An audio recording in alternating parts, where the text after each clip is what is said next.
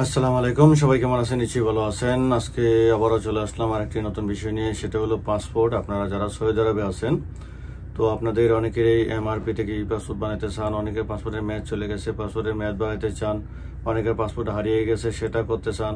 তো সবকিছু আসলে কোনটাতে কি লাগবে, দেখুন আমি আমার পাসপোর্টটা জমা করে আসছি। এই যে আমার টাকার রিসিপ্টটা, এটা হচ্ছে আমার পাসপোর্ট ডেলিভারি রিসিপ্ট। আর এটা হচ্ছে আমাদের টাকাটা নিছে, কত টাকা নিচ্ছে বা কতদিন লাগবে আসতে, তো আপনার কি লাগবে, তো এই সব কিছু বিষয় কিন্তু আমি আজকে ভিডিওতে আপনাদেরকে ক্লিয়ার করব। তো এখানে যে বিষয়গুলো থাকবে আসলে আজকে, প্রথম হচ্ছে যে আপনার যাতায়াতের জন্য দেখেন, এখানে যখন যাবেন তখন আপনাকে কি করতে হবে, কি কি নেওয়া লাগবে সাথে, এটাও বলে দিব। তারপর হচ্ছে এমআরপি পাসপোর্টের মেয়াদ যদি থাকে তাহলে কি পাসপোর্ট বানাতে পারবেন কিনা সেটাও বলে দেব। তারপরে হচ্ছে আপনার কত টাকা লাগে সেটাও বলে দিব। তারপরে হচ্ছে আপনার সময় কতদিন লাগবে সেটাও বলবো। এবং আইডি এবং পাসপোর্টের মধ্যে যদি কোনো নামের বেশ কম থাকে, সেটা আপনার মা বাবার নাম হতে পারে, তো সেক্ষেত্রে আপনাকে কি করতে হবে সেটাও বলে দিব। তা আপনি কি পাসপোর্ট করতে পারবেন কিনা নামের সমস্যা থাকলে। তারপর হচ্ছে যাদের পাসপোর্ট হারিয়ে গেছে বা কপিলের কাছে রয়ে গেছে তারা কি করবেন, তাদেরটা কিভাবে বানাবেন, এই সব কিছু বিষয় কিন্তু আজকের ভিডিওতে আপনারা পেয়ে যাবেন। তো অবশ্যই যদি আপনি সৌদি আরবের একজন প্রবাসী হয়ে থাকেন আর আপনি কোনো পাসপোর্ট নিয়ে সমস্যায় থেকে থাকেন বা আপনি কোনো পাসপোর্ট বানাতে চান, তাহলে অবশ্যই বলবো ভিডিওটা কমপ্লিটলি দেখবেন। তাহলে আশা করি আপনার বিভিন্ন ধরনের যে পাসপোর্ট নিয়ে সমস্যা বা প্রশ্ন আছে সেগুলো পেয়ে যাবেন। যদিও পাসপোর্ট ভিডিওটা একটু লম্বা হবে, কারণ আমি যেহেতু এখানে অনেকগুলো প্রশ্নের জবাব আপনাদেরকে দিব এবং বুঝিয়ে দিব, তো সেক্ষেত্রে ভিডিওটি একটু লম্বা হইতে পারে। এই জন্য অবশ্যই ধৈর্য সহকারে ভিডিওটা কন্টিনিউ করুন। আর যদি এখনো চ্যানেলটা সাবস্ক্রাইব করে না থাকেন তাহলে অবশ্যই সাবস্ক্রাইব করে দেন এবং পাশে থাকা বেল আইকনটি দাবিয়ে রাখেন, যেন পরবর্তী নতুন ভিডিও আসলে পরে সবার আগে আপনি পেতে পারেন। তো প্রথমত আসি হচ্ছে যাতায়াত। আপনারা যদি সৌদি আরবের যে কোনো জায়গা থেকে আসেন, বিশেষ করে বাতা থেকে যদি আসেন, তাহলে সেখানে ট্যাক্সি পাওয়া যায়, বাংলাদেশি ট্যাক্সি বা পাকিস্তানি, সব দেশি ট্যাক্সি আছে। আপনি ট্যাক্সি নেবেন বাংলাদেশ এমবেসি, এটা হচ্ছে জায়গাটার নাম হচ্ছে উম্মুল হাম্মাম বলে, এবং এখানে ইন্ডিয়া এমবেসি এবং বাংলাদেশ এমবেসি দুইটাই একসাথে। প্রথম হচ্ছে বাংলাদেশ এমবেসি, তারপরে ইন্ডিয়া এমবেসি। আপনার দুইটা রাস্তা আছে, এক রাস্তা দিয়ে আসলে পরে প্রথম বাংলাদেশ এমবেসি পড়বে, তো আরেকটা রাস্তা দিয়ে আসলে পরে প্রথম ইন্ডিয়া এমবেসি পড়বে, কিন্তু দুইটাই পাশাপাশি। তবে গাড়ি নিয়ে আসলে ভিতরে ঢুকতে অনেক সময় দেয়, অনেক সময় দেয় না। যেমন আমি আমার কোম্পানির পার্সোনাল গাড়ি নিয়ে গিয়েছিলাম, তো সেখানে আমাকে ভিতরে ঢুকতে দেয়নি, তো ভাবলাম যে ট্যাক্সি নিয়ে গেলে দেয় কিনা। তখন আবার আমি উল্টা করে গেলাম পেট্রোল পাম্পে, সেখান থেকে আবার একটা ট্যাক্সি নিয়ে আসলাম, তো তারপর আমাকে গাড়ি নিয়ে ভিতরে ঢুকতে দেয়নি। তখন গেটের পাশে ওইদিকে রাস্তার মোড়ে নেমে গেলাম, তারপর এখান থেকে হেঁটে গেছি। তো আপনারা যদি গাড়ি নিয়ে যাইতে না দেয়, তাহলে যেখানে আপনাকে গাড়িটা ঘুরিয়ে দিবে সিকিউরিটি মানে পুলিশ, তার একটু মৌসুদ দেওয়ার পরেই ওইখানে নেমে যাবেন, নেমে হাঁটে হাঁটে চলে যাবেন, তাহলে কোনো সমস্যা নেই, আপনি হেঁটে যেতে পারবেন। সেখানে আপনার কাছে আকামা থাকুক বা না থাকুক, বা আপনি ফাইনাল এক্সিটের জন্য যাবেন, বা আপনি কোনো ধরনের সমস্যা সমাধানের জন্য যাবেন, যে কোনো দিনে যেতে পারেন, আপনাকে পুলিশ ধরবে না, আপনি সেখানে যাইতে পারবেন। ওকে, এটা হলো যাতায়াত। তারপরে হচ্ছে প্রশ্নটা যেটা, আপনার এমআরপি পাসপোর্টের মেয়াদ আছে 3-4 বছর, 2 বছর, 5 বছর, তো আপনি কি চাইলে এখন ই পাসপোর্ট বানাতে পারবেন কিনা। তো আমি প্রশ্নটা ওনাদেরকে করেছিলাম, আমাদের যে পাসপোর্ট জানি ছবি নিচ্ছেন বা যারা এগুলো করতেছেন, তো ওনাকে আমি প্রশ্ন করেছিলাম এটা আসলে, কারণ অনেকে আমাকে প্রশ্ন করে থাকেন। তো তিনি যেটা বলছেন যে এখন বর্তমানে যারা 1 বছরের উপরের মেয়াদ রয়েছে এই পাসপোর্টের, সেটা আসলে এখন তারা নিচ্ছে না, বা 2 বছর 5 বছর হয়ে গেছে তারা এখন নিচ্ছে না। এগুলো পরবর্তীতে হয়তো হতে পারে, মাঝখানে হয়েছিল কিন্তু এখন বন্ধ আছে। আর আপনার যাদের 1 বছরের নিচে হয়ে গেছে, 6 মাস 7 মাস আছে, তারা সেগুলো করতে পারবেন, কারণ এটা পাসপোর্ট দেওয়ার পর হয়তো আসতে 1-1.5 মাস লেগে যায়, তো সেই জন্য আপনারা এটা করতে পারবেন যাদের 1 বছরের নিচে নেমে আসছে আপনার পাসপোর্টের মেয়াদটা, আপনার এমআরপি পাসপোর্টের। অথবা যদি ই পাসপোর্ট থাকে, সেটাও যদি আপনি 5-6 মাস মেয়াদ থাকে, তাহলে আগে ভাগে করে নেবেন। অবশ্যই আপনি 1 বছরের জন্য রিনিউ করতে যাবেন না। 1 বছরের জন্য রিনিউ করলে কিন্তু আসলে হাতে লিখে দিবে, আর হাতের লেখা পাসপোর্ট দিয়ে দেশে যাওয়াটা খুবই মানে 99% সম্ভাবনা কম, ঠিক আছে, আপনি যেতে পারবেন না।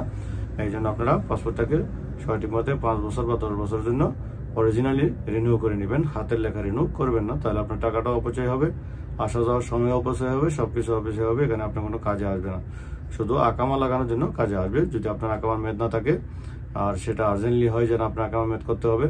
আর এই পাসপোর্টগুলো এমনিতেও আর্জেন্ট হয়ে যায়, সেটা আমি আগে বলবো আসলে কতদিন লাগে। তারপর হচ্ছে আসলে কত টাকা লাগে। দেখুন আসলে টাকার বিষয়টা হচ্ছে, যারা নর্মালি লেবার, আমার তো হচ্ছে প্রফেশন, আসলে আমার আকামাতে প্রফেশন হচ্ছে বিল্ডিং কনস্ট্রাকশন সুপারভাইজার।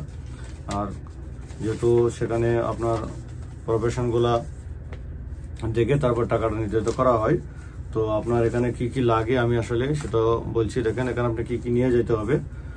প্রথমত হচ্ছে আমি এর আগে যে ভিডিওটা দিয়েছিলাম যে আপনি অনলাইনে একটা ফর্ম পূরণ করতে হবে অবশ্যই 100%। আপনি পাসপোর্ট রিনিউ করেন, পাসপোর্ট পরিবর্তন করেন, আর আপনি সেখানে গিয়ে পাসপোর্ট আপনার যে এমআরপি থেকে ই পাসপোর্ট করেন অথবা ই পাসপোর্ট রিনিউ করেন, যাই কিছু করেন না কেন আপনাকে অনলাইন আগে অ্যাপয়েন্টমেন্ট নিয়ে তারপর যেতে হবে।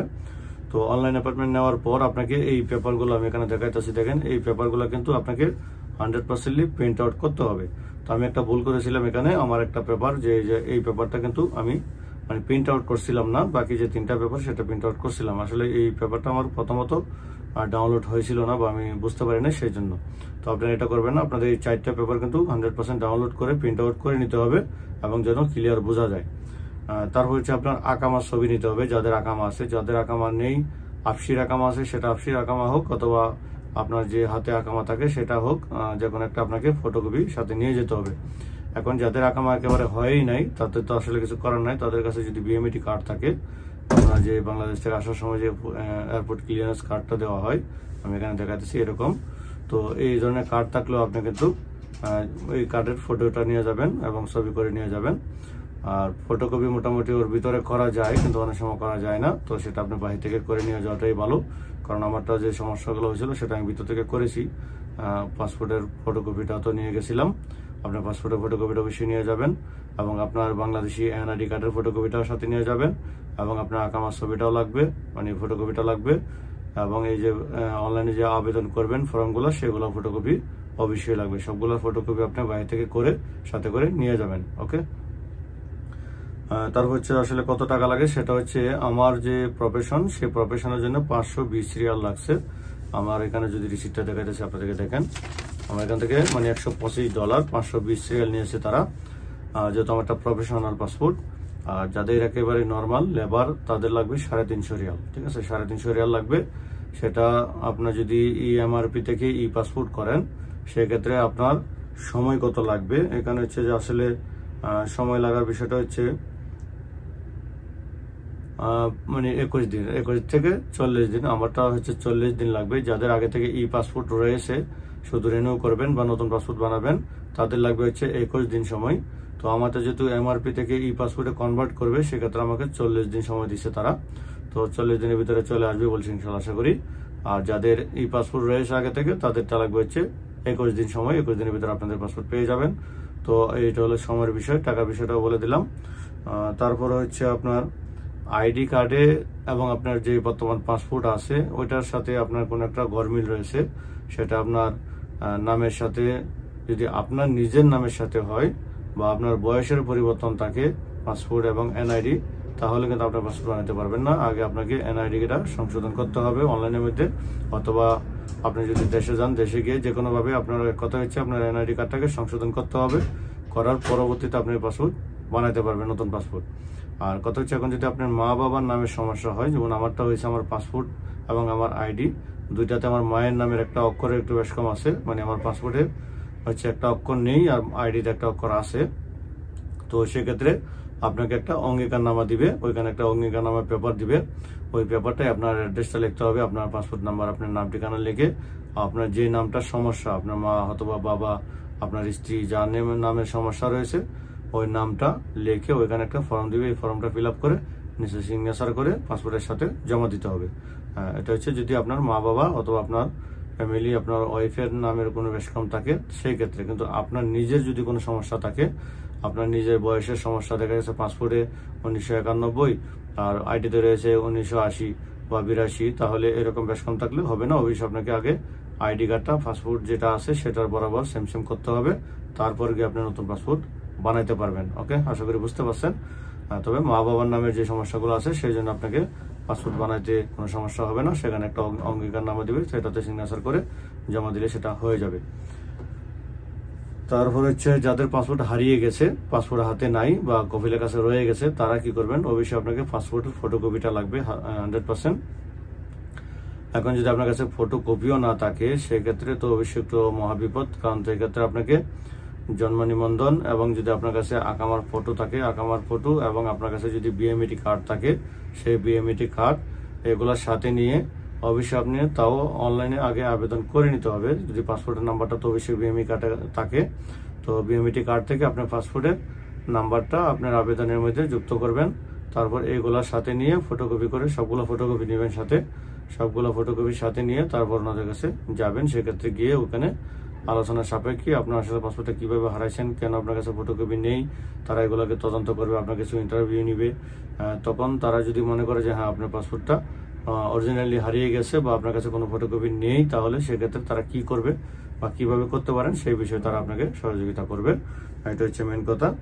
তো আশা করি আপনাদের যারা ই পাসপোর্ট বানাতে চান বা পাসপোর্ট বানাতে চান, রিনিউ করতে চান, আপনাদের যে বিশেষ বিশেষ যে প্রশ্নগুলো থাকে সবগুলো উত্তর দেওয়ার চেষ্টা করে সেখানে আসলে ইনশাল্লাহ। আর বাকিটা যদি আরো কিছু জানার বাকি থাকে তাহলে অবশ্যই কমেন্ট করবেন। আর আশা করি বাকি নাই। তারপরে অবশ্যই যে পাসপোর্ট কপি, আইডি কপি, একামা কপি এবং আপনার যে পাসপোর্টের ফটোকপি, আপনার সেই ডাউনলোড করা অনলাইন আবেদনের ফটোকপি, এগুলো সবকিছু কিন্তু অবশ্যই সাথে নিয়ে যাবেন, ভুলবেন না, তাহলে পেরেশানি হতে হবে। তো আজকের মতো এই পর্যন্তই। সবাই ভালো থাকবেন। আসসালামু আলাইকুম রহমতুল্লাহি ওয়া বারাকাতুহু।